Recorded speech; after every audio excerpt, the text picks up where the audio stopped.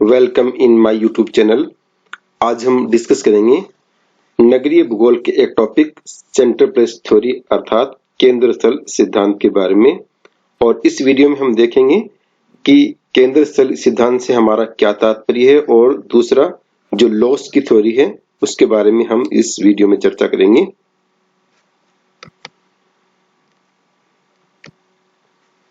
सबसे पहले हम देखते हैं कि जो सेंटर प्लेस है, केंद्र स्थल है, उससे अर्थ क्या है।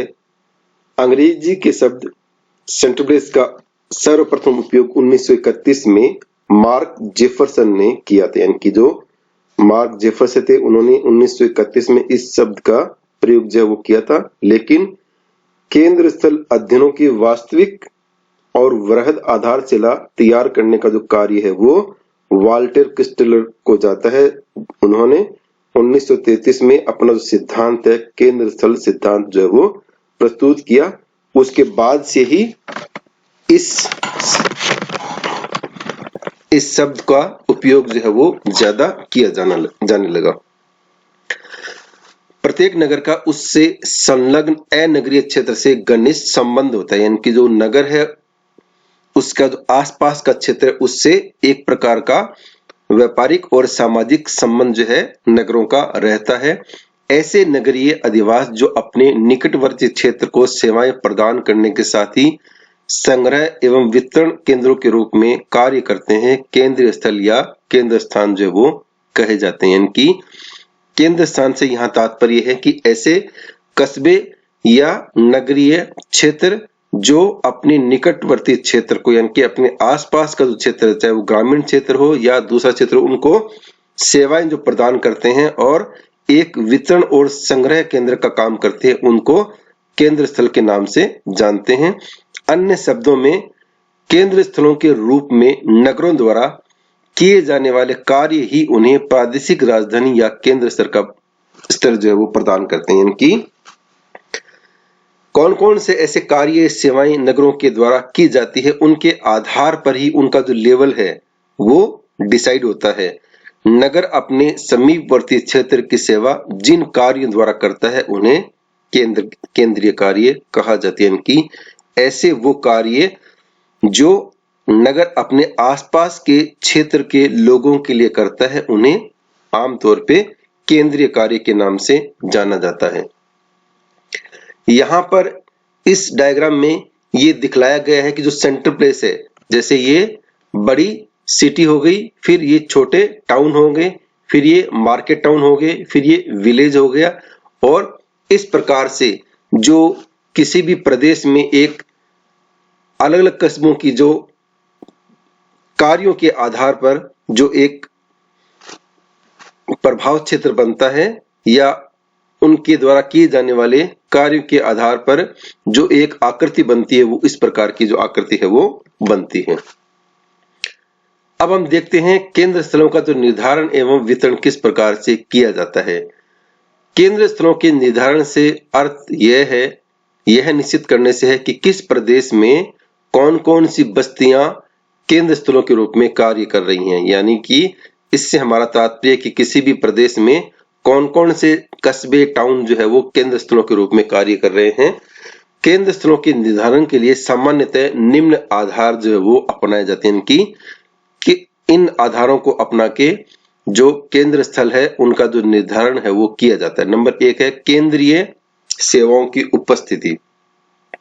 इससे तात्पर्य है कि किसी स्थान पर केंद्रीय सेवाओं की उपस्थिति को ध्यान में रखकर उसे केंद्रीय स्थल के रूप में चुन लिया जाता है। कि कौन कौन सी केंद्रीय सेवाएं हैं उनको ध्यान में रखते हुए इसका जो निर्धारण है वो किया जाता है। इसके अंतर्गत दैनिक क्रय विक्रय, विभिन्न वस्तुओं की दुकानें, शिक्षण संस्थाएं, चिकित्सा संस्थान इत्यादि आधारभूत सेवाओं को आधार बनाया जाता है और इनके आधार पर जो है केंद्रीय बस्तियों का चयन जो है वो किया जाता है। इसी में दूसरा है यातायात सेवाएं। बस या रेल यातायात की सुविधा के आधार पर केंद्र स्थलों का जो चयन है वो किया जाता है। यानी कि उस कस्बे से किन किन स्थानों की ओर बस या रेल जाती है उसके आधार पर भी केंद्रीय स्थलों का चयन जो है वो किया जाता है। तीसरा है क्षेत्र अध्ययन। यानी कि क्षेत्र का सर्वेक्षण करके यह सूचना प्राप्त की जाती है कि विभिन्न आवश्यकताओं की पूर्ति के लिए किन केंद्रों पर निर्भर है, यानी कि उस क्षेत्र का एक सर्वे किया जा सकता है और सर्वे में ये पूछा जा सकता है कि किन किन सेवाओं और वस्तुओं को लेने के लिए वो किन किन कस्बों की ओर जाते हैं, और उसके आधार पर भी जो है केंद्रीय स्थलों का जो चयन जो है वो किया जा सकता है।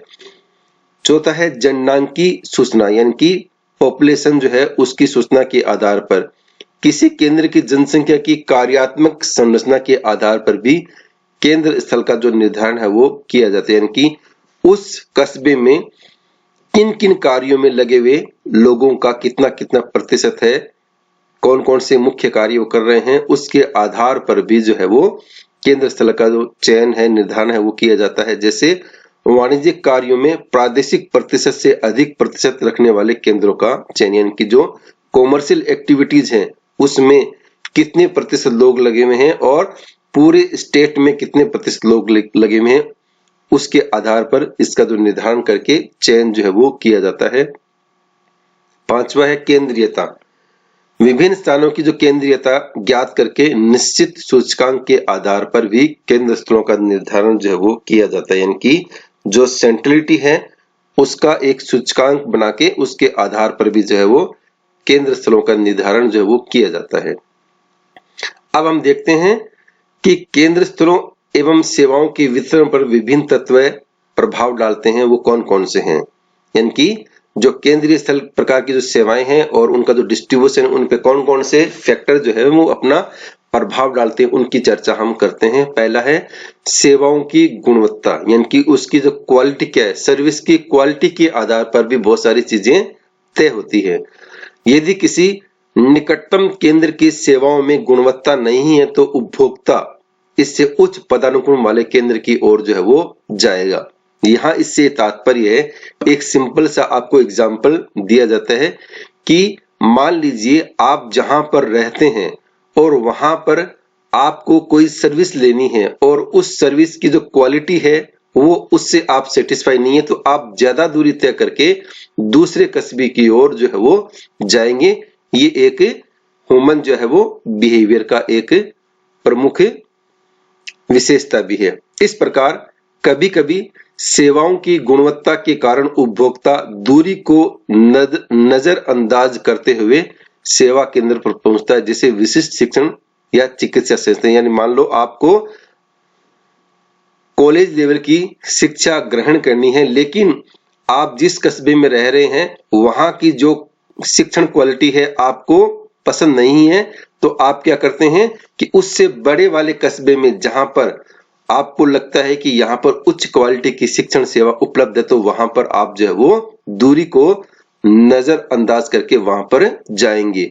इसी प्रकार से मान लीजिए जिस कस्बे में आप रहते हैं वहां पर वहां की मेडिकल जो सर्विसेज है वो उससे आप सेटिस्फाई नहीं है, तो आप मेडिकल सर्विस लेने के लिए उससे जो बड़ा कस्बा है या उसके जो पास का कस्बा है वहां पर आप दूरी को नजरअंदाज करते हुए आगे की ओर जाएंगे। तो यहाँ पर जो सेवाओं की गुणवत्ता है, क्वालिटी ऑफ सर्विस है, वो काफी इंपॉर्टेंट है और इस क्वालिटी ऑफ सर्विस के कारण जो है कंज्यूमर जो है वो एक जगह से दूसरी जगह आकर्षित होकर दूरी को नजरअंदाज करते हुए उस सेवा को लेने के लिए जाता है। दूसरा बिंदु है यातायात संपर्क।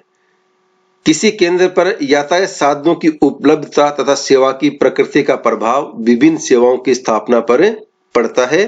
यातायात संपर्क के कारण मांग क्षेत्र स्वतः बढ़ जाता है, यानी कि जो भी कस्बा है अगर वो ट्रांसपोर्ट के साधनों से अच्छे से कनेक्टेड है तो वहां पर जो मिलने वाली सेवा जो है और देने वाली सेवा है उस पे उसका बहुत ज्यादा प्रभाव जो है वो पड़ेगा, क्योंकि ट्रांसपोर्ट की बेटर सर्विसेज के कारण वहां पर लोगों का आना जाना ज्यादा रहेगा और उसके कारण से जो सेवा लेने के लिए लोग जो है वो ज्यादा आएंगे। और अगर इसके विपरीत ट्रांसपोर्टेशन का जो संपर्क जो है, कॉन्टेक्ट जो है, वहां पर ट्रांसपोर्टेशन ज्यादा अच्छा नहीं है तो सेवाओं पर भी इसका जो प्रभाव है वो देखने को मिलेगा। इसी में तीसरा है पर्याप्त मांग क्षेत्र। किसी भी केंद्र पर सेवाओं की स्थापना इस बात पर निर्भर करती है कि उस सेवा की मांग वाला जन समूह वहां है या नहीं है। मांग कम होने पर सेवा का स्थानांतरण बड़े केंद्र पर हो जाता है। यहाँ इससे तात्पर्य है कि जिस कस्बे में जिस प्रकार की सेवा दी जा रही है आसपास के क्षेत्र को, तो उस कस्बे में जो भी व्यक्ति इस सेवा को स्टार्ट करता है या गवर्नमेंट स्टार्ट करती है, तो पहले ये देखते हैं कि उस सेवा की मांग जो है, डिमांड जो है वो आसपास के क्षेत्र में है या नहीं है। अगर डिमांड नहीं है तो वो जो सर्विस है, वो जो सेवा है, वो किसी भी अर्बन सेंटर में या पर्टिकुलर किसी अर्बन सेंटर में सरवाइव नहीं कर पाएगी, वो आगे की ओर दूसरे बड़े कस्बे की ओर शिफ्ट हो जाएगी। जैसे फॉर एग्जाम्पल हम यहाँ देखते हैं कि किसी को अगर यूनिवर्सिटी स्टार्ट करनी है तो वो पहले देखेगा कि यूनिवर्सिटी स्टार्ट करने के लिए आसपास के क्षेत्र में क्या उसकी डिमांड है या नहीं है। डिमांड होगी तो वहां वो यूनिवर्सिटी या दूसरी कोई सेवा स्टार्ट होगी, अगर डिमांड नहीं है तो वो सेवा वहां पर स्टार्ट जो है वो नहीं होगी। अगला बिंदु है उच्चावच या रिलीफ फीचर्स। कभी कभी क्षेत्र का उच्चावच भी लोगों को दूर स्थित बड़े केंद्र की ओर जाने के लिए विवश करता है। इसका प्रत्यक्ष प्रभाव जो है वो यातायात पर पड़ता है, यानी कि कोई ऐसा कस्बा है जो या तो पहाड़ी क्षेत्रों पर स्थित है या ऐसे मरुस्थलीय क्षेत्र में स्थित है जहां पर यातायात के साधनों का अभाव है, जिसके कारण से व्यक्ति जो है दूसरे नजदीक के जहां पर उसको इजीली आवागमन की सुविधा मिलती है वहां पर वो इजीली जाता है, और उसकी वजह से जो उच्चावच है वो भी एक अपना प्रभावकारी कारक के रूप में यहाँ स्थापित होता है। अब हम देखते हैं कि जो ऑगस्टस लॉस है उसने केंद्र स्थल के बारे में अपनी किस प्रकार से बात कही। तो यहाँ पर ऑगस्टस लॉस का जो केंद्र स्थल सिद्धांत उसकी हम चर्चा करते हैं। लॉस ने 1954 में द इकोनॉमिक्स ऑफ लोकेशन नामक ग्रंथ में केंद्रीय स्थानों की स्थिति तथा उनके बाजार क्षेत्रों में नए सिद्धांत का जो है वो प्रतिपादन किया। यानी कि लॉस ने 1954 में जो है अपने इस सिद्धांत का प्रतिपादन किया। लॉस ने क्रिस्टल की भांति जो षष्टकोणीय है हेक्सागोनल इकाइयों का प्रयोग किया और उसकी आकृति को स्थिर न मानकर निरंतर जो है वो परिवर्तनशील माना है। यानी कि लॉस ने जो हेक्सागोनल इकाइयां हैं उनको स्थिर न मानकर जो है वो परिवर्तनशील इकाइयों के रूप में इनको माना है। लॉस का अध्ययन क्षेत्र संयुक्त राज्य अमेरिका का आयोवा प्रांत है, यानी कि इन्होंने अपना जो अध्ययन किया वो यूएसए में किया, और इनके अध्ययन में जो के मूल्य है जिसको हिंदी में कै मूल्य बोला जाता है उसका निर्धारण जो है 3, 4, 7, 12, 13, 16, 21, 25 के क्रम की भांति बताया। इन्होंने कहा कि जो के मूल्य है जिसकी चर्चा इन्होंने की है उसमें इस प्रकार से उत्तरोत्तर जो है वो वृद्धि होती जाएगी, और यह आवश्यक नहीं कि उच्च स्तर के सभी नगर सभी निम्न स्तर के केंद्रों के कार्य भी करते हों। यानी कि जो बड़े कस्बे हैं जरूरी नहीं है कि वो ऐसी सेवाएं दें जो छोटे कस्बे भी करते हों, तथा समान आकार के केंद्रों पर समान कार्य होते हैं। और साथ में इन्होंने ये भी बताया कि एक जैसे साइज के कस्बे जरूरी नहीं कि वहां पर कार्य भी है वो एक जैसे ही दोनों में देखने को मिलते हों, उनमें भिन्न भिन्न प्रकार के कार्य या सेवाएं जो वो हो सकती हैं। प्रत्येक वस्तु का विक्रय क्षेत्र तथा सेवा क्षेत्र जो है वो भी भिन्न होता है, यानी कि जो भी वस्तु उस कस्बे में उत्पादित हो रही है उसका विक्रय क्षेत्र और सेवा क्षेत्र भी अलग अलग हो सकता है। लॉस ने पदानुक्रम में भिन्न भिन्न कार्यों के भिन्न भिन्न आकारों के षष्टकोणीय क्षेत्र को एक साथ रखा। यानी कि लॉस ने जो अपना जो पदानुक्रम सिस्टम था उसमें अलग अलग कार्यों और भिन्न भिन्न आकारों के षष्टकोणीय जो हेक्सागोनल क्षेत्र है उसको उन्होंने एक साथ में देखने का प्रयास किया। और यहाँ हेक्सागोनल से हमारा तात्पर्य है इस प्रकार की जो आकृति है नगरों में और उसके आसपास में सेवा देने वाले क्षेत्रों की जो है वो देखने को मिलती है, और इसमें इन्होंने हेक्सागोनल जो क्षेत्र है उसको इन्होंने विशेष रूप से इस पर बल दिया।